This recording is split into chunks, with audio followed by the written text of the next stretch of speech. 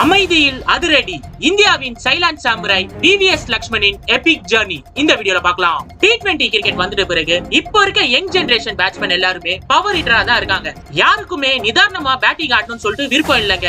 ஏன் வியூவர்ஸ் கூட அதுதான் எதிர்பார்க்கறாங்க. ஏர்லி 2000ஸ்ல பாத்தீங்கன்னா கிரிக்கெட்டை ஸ்டைலா கிளாஸா காமா ஆடுற ஒரு பிளேயர் இருந்தாருங்க. அவர் பேரு விவிஎஸ் லக்ஷ்மணன். நவம்பர் 1ஆம் தேதி 1974ல ஹைதராபாத்ல பிறந்தாருங்க. இவரோட ஃபேமிலி பேக்ரவுண்ட் பத்தி சொல்லணும்னா இவங்க அப்பா அம்மா ரெண்டு பேரும் டாக்டர்ஸ்ங்க. தன்னோட பையன் டாக்டரா தான் ஆகணும்னு சொல்லிட்டு அவங்க அப்பா அம்மா விரும்பினாங்க. ஆனா பையன் பாத்தீங்கன்னா பேட்டும் கையமா தாங்க இருந்தாரு. இவருக்கு டாக்டர் ஆறதை விட கிரிக்கெட்டர் ஆகணும்னு சொல்லி தாங்க ஆசை. விவிஎஸ்க்கு அவங்களோட பேரண்ட்ஸ் 5 வருஷம் தான் டெட்லைன் கொடுத்திருந்தாங்க.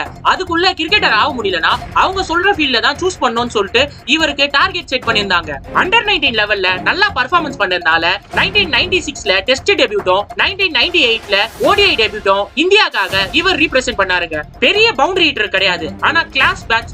முதல் 3 வருஷத்துக்கு டீமுக்குள்ள இன் அண்ட் அவுட்டா இருந்தாரு. ஏன்னா டிஃபரண்ட் பொசிஷன்ல இவர ஆட வச்சிருந்தாங்க. 2001ல இவரோட வாழ்க்கையில மறக்க முடியாத டர்னிங் பாயிண்ட் நடந்தது.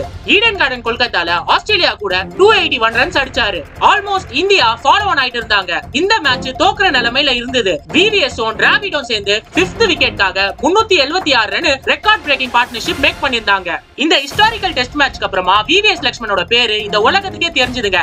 அதுக்கப்புறமா பாத்தீங்கன்னா இந்திய டெஸ்ட் அணியில ரெகுலர் மெம்பரா இருந்தாரு. டெஸ்ட்ல எந்த பிரஷர் சிச்சுவேஷன்ல கொண்டு போயிட்டு விட்டாலுமே காமா ஆடுவாரு. அது மட்டும் இல்லாம ட்ரைலாண்டர்ஸ் கூடயும் ஆடி இந்தியாக்காக நிறைய மேட்சஸ் வின் பண்ணி கொடுத்திருக்காரு. டெஸ்ட்ல ஆடின அளவுக்கு ஓடிஐல வாய்ப்பு கிடைக்கலங்க. டெஸ்ட் மேட்ச்ல பாத்தீங்கன்னா 134 மேட்ச் ஆடி இருக்காரு. அதே மாதிரி ஓடிஐல பாத்தீங்கன்னா 86 மேட்ச் தான் ஆடி இருக்காரு. டெஸ்ட்ல 10,000 ரன் கடக்கலனாலும் டீசென்டான பேட்டிங்க தான் மெயின்டைன் பண்ணியிருந்தாரு. வேர்ல்டு சாம்பியன்ஸான ஆஸ்திரேலியா கூட 2000 ரன் கிட்ட டெஸ்ட்ல அடிச்சிருந்தாருங்க. இந்தியாவோட சைலண்ட் ஹீரோவா இருந்த இவரு 2012க்கு அப்புறமா இன்டர்நேஷனல் கிரிக்கெட்ல இருந்து ரிட்டையர்மெண்ட் அனௌன்ஸ் பண்ணாருங்க. அவரோட ரிட்டையர்மெண்ட் சர்ப்ரைசிங்கா இருந்ததுங்க. பிரஸ் கான்ஃபரன்ஸ்ல அடுத்த தலைமுறைக்கு வழி விடுறேன்னு சொல்லிட்டு தன்னோட ரிட்டையர்மெண்ட் அனௌன்ஸ் பண்ணியிருந்தாரு. போஸ்ட் ரிட்டையர்மெண்ட்க்கு அப்புறமா கமெண்டேட்டரா அது மட்டும் இல்லாம ஐபிஎல் அணிக்கான மென்டரா இருந்தாருங்க. 2021க்கு அப்புறமா NCA நேஷனல் கிரிக்கெட் அகாடமியோட ஹெட் ஆனாரு. நிறைய யங்ஸ்டர்ஸை க்ரூம் பண்ணி இந்திய அணிக்காக செலக்ட் பண்ணிட்டு இருக்காருங்க. இந்த மாதிரி லெஜெண்ட் பிளேயருக்கு வேர்ல்ட் கப்ல சீட் கிடைக்கலனா கூட ஃபேன்ஸோட ஹார்ட்ல பர்மனன்ட் சீட்டை புடிச்சிட்டாருங்க. சைலண்டா வந்தாலும் இவர் பண்ண ரெக்கார்ட் எல்லாம் வைலண்டா தாங்க இருக்கு. VVS Lakshmanan, we love you forever.